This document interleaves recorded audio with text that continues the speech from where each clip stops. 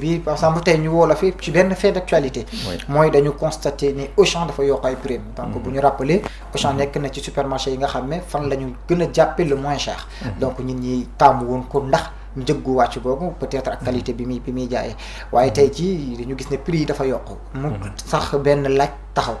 mooy Auchan bu ay prix yokk lu logique la ci marché bi wala arnaque la boo xam ne mën na nekk dumping bi nga xam ne dafa indi client yi ba ñu ñëw ba tam commencé ko tam mu yokk prix yi. donc maa ngi lay jaajëfal di kontaan ci question bi nga ma posé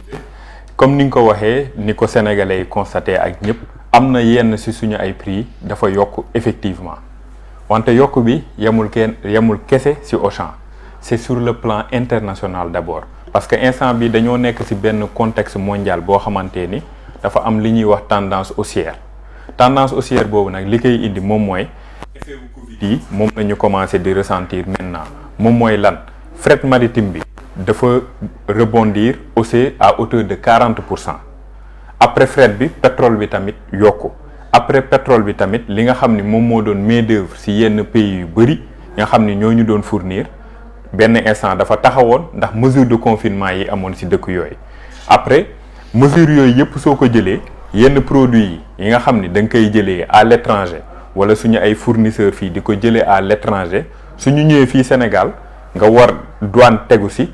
donc yooyu yëpp day yokk loolu su yokkoo day répercuter wu ci prix bi donc su ma jëlee benn exemple nga jël benn produit boo xamante ni 1 euro nga koy jëndee en France entre France moom mooy frais de transport maritime yi ak douane beeg yeneen taxes yi ngay fay ci état wu Sénégal fii affaire bi ça te revient à 1,60 €. Ça veut dire que 60% teguwaat na de plus donc loolu su ñëwee tegu ci de plus nécessairement dañ koy répercuter ci ce prix de vente bi nga xam ne moom ngay afficher en magasin pour say consommateurs ndax ñun amuñu droit jaay en dessous prix d'achat maanaam coût de vente bi nga jëndee waroo jaay en dessous ndax soo jaayee en dessous rek yaa ngi def dumping te donc loolu ministère du commerce dañ koy contrôler au quotidien xool prix yi mën a xaytu li ñuy jëndee ak lépp pour mën a xam ndax ñun ñoo ngi jaayee prix bi war wala jaayuñu prix bi warul te ñun ñoo ngi jaayee prix bi war lii permettre ñu nekk moins cher moom mooy ñun dañoo limiter suñuy marge soo gisee yenn concurrents yi dañuy dem ay marge de 15, 20, 30%. ñun suñuy marge dañ koy limiter ay marge 5 à 6%.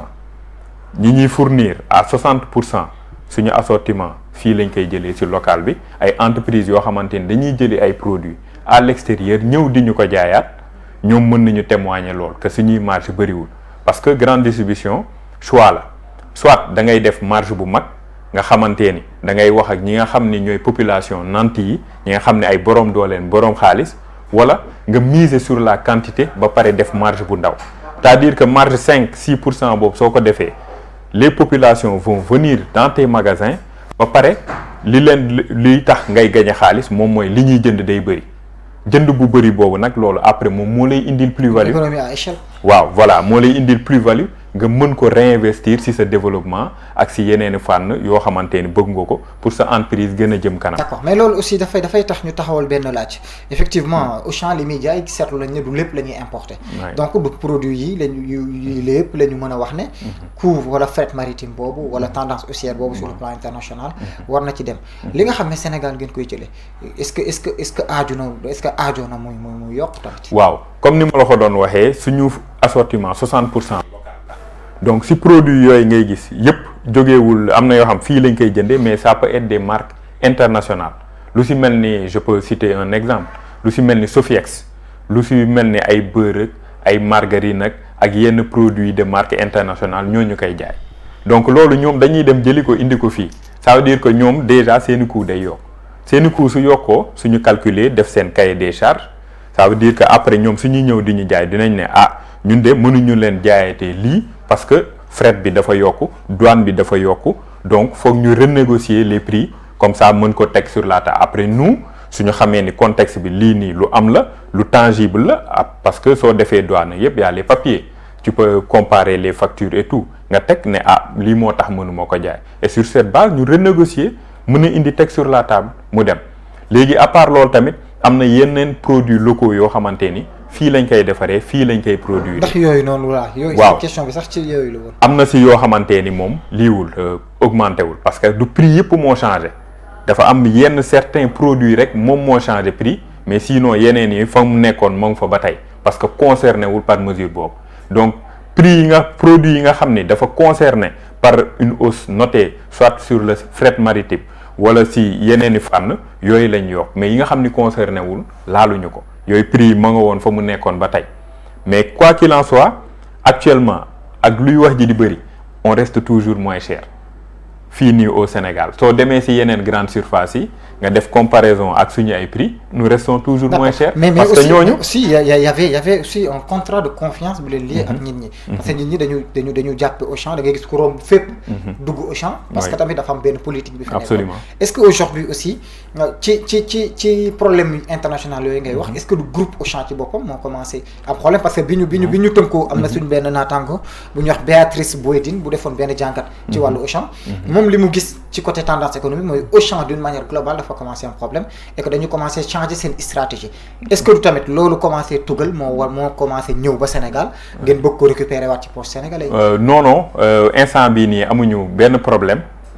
bii ma lay wax tendance haussière bi c'est au niveau international soo jëlee lu si mel ni France enseignes yooyu yëpp soo demee ñoom ñëpp ils sont en train de communiquer pour informer les clients des changements de certains prix ndax am na yenn prix yoo xamante ni day lii nii am conjoncture bi da leen impacté moo tax ñuy changer lu si mel ni Leclerc ñoom ñoo ngi communiquer di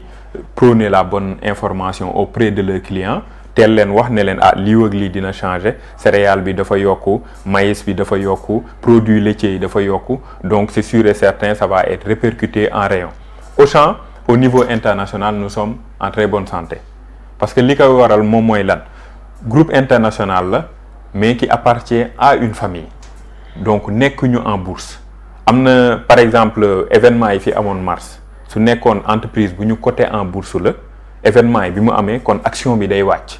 nga am problème am na si mën nañ la si sax déclarer faillite mais ñun chance bi ñu am moom mooy groupe familial la boo xamante ni mi ngi dans 14 pays loolu moom mooy permettre xaalis bi fan lay jóge si famille bi la ñuy jóge muy injecté ba pare nekkul ni Auchan kese la y a une panoplie d'entreprises boo xamante ni dañoo nekk li ñuy wax association familiale Mulier muy entreprise yu bëri yoo xamante ni lu si mel ni ay boulanger ay Decathlon ay Leroy Merlin loolu yëpp